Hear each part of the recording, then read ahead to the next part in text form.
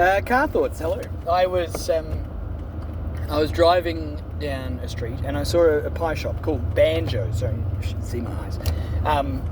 And that made me start thinking, where do they get banjos from? Are they talking about the instrument, or are they talking about a popular dog's name, or are they talking about Banjo Patterson, one of Australia's early poets and one of the great sort of describers of the Australian landscape. A.B. Patterson, Banjo Patterson. He wrote about the outback as being like the place of adventure. He did. There was movement at the station, for the word had got around. The colt from Old Regret had got away. A bunch of legends that go and find this horse that was a legendary spectacle of an animal, and they got it. And there was this guy named Clancy of the Overflow. He pops up in a few other poems. And he's like, I'm gonna go get this horse, and he rides down a hill that everybody else was terribly afraid of, and all that. And the outback is a place for epic and adventure, and the city, that's the gross place. And we see that when Patterson talks about a character named Mulga Bill, who rides a bicycle down a hill. Now Mulga Bill's all like, no, I'm a proper outback Australian country bloke, I can ride anything. If it's got a seat and it moves, I can ride it. I have ridden horses here, there and everywhere. I'm old mates with Clancy of the Overflow and all that sort of stuff. So he buys this bike from the shop, and the shop attendant has the audacity to say, are you going to be okay? And this guy's like, yeah, she'll be right, mate, don't worry. So he rides this bike out of the shop and goes down the hill, and it's all right for a bit, but then he veers off the side, and he's trying to hold on to this this bicycle, this machine, this symbol of modernity, this contraption. And he goes down Dead Man's Bend and comes a cropper off the edge and lands in the creek, and he's like, that was terrible. I am not a fan of bicycles or the city or anything, I'm a simple country bloke, and that'll be fine with me. And that's Banjo Patterson. Now, Patterson is in stark contrast to the other guy, Henry Lawson. Now, I'm going somewhere with this. I know the topic sentence wasn't particularly inviting to tell you where we're gonna end up here, but Banjo Patterson is like the opposite to Henry Lawson, the other guy. The other guy was like, the city is where people go and they put on their nice clothes and they hang out and they're all very civilized and cool. And the Australian outback is a place of ruination and despair.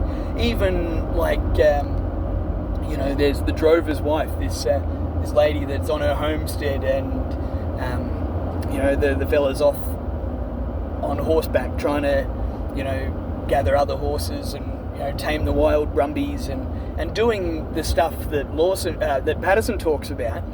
However, from Lawson's perspective, those guys have abandoned their homestead and left their wife to the and their family to the hostile elements. The outback in Lawson's world is trying to kill you. It doesn't care about you. And there's all sorts of interesting little scenarios and stories that play out in his work. Like in The Drover's Wife, there's fire, there's flood, and there's snakes that come and visit in the night. Now, I don't know if the snake is actually a metaphor for, other people that are not attached to the droving institution to happen to be wandering by wherever she was, and in some of the stories, Lawson explains that she was able to fight him off, and others, they succumbed to the snake. So it's a crazy one. Banjo Patterson, outback, legendary, place, city, terrible. Lawson, city, awesome, outback, terrible. So where do we end up in between? Well, this was at the turn of the 1910s and all that sort of stuff, where they were talking about this stuff. These two legends of Australian literature were battling with their submissions to local magazines and all that sort of stuff. So they played out this very public argument in their literature about what the Australian identity could possibly rally around. And sure enough, the audiences loved both pieces of work, because both are true. Australia is a landscape of contradictions, and it's barren and dry and hot, but it has beautiful oases and abundant life and culture if you look closely enough, and always has on this landscape. So both were true, and in more contemporary literature, certainly true in the 80s and 90s, where did we end up? Well, somewhere in between. We end up with this suburban lifestyle. It's not the outback, it's not the city. We have these huge, big halos, these glowing shadows of suburban quarter-acre blocks around our major cities, and we call it the sprawl.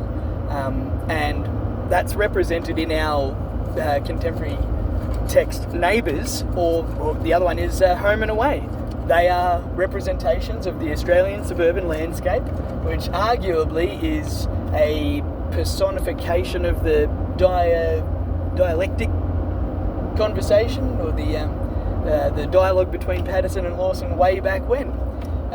So it leads to the following question: well, what is the Australian identity now? Because we're sort of needing to respond to our landscape in new ways. We can't just keep clearing land and putting more and more little houses on.